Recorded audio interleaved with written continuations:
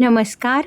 Homemade रेसिपीजमध्ये आपले स्वागत आहे. आजच्या रेसिपीमध्ये आपल्या जेवणाची लज्जत वाढविणाऱ्या चटणीपैकी एक खमंग, पौष्टिक, आरोग्यदायी तसेच प्रवासातही उपयोगी असलेली सोपी, स्वादिष्ट खुरसणी चटणीची रेसिपी बघूया.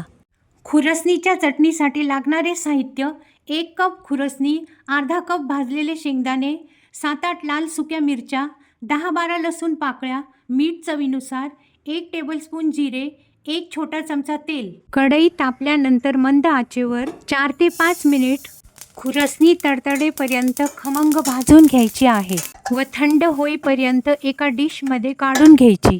शेंगदाणे गुलाबीसर भाजून घ्यायचे. 1 टीस्पून तेलामध्ये लसूण परतल्याने लसणाचा ओलसरपणा जातो व चटणी जास्त टिकते.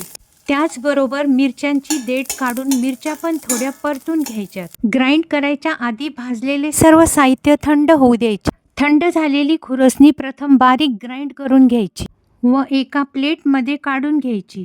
बाकीचे साहित्य ग्राइंड होईपर्यंत प्रथम शेंगदाणे खुरसणीमध्ये मिक्स करायचेत.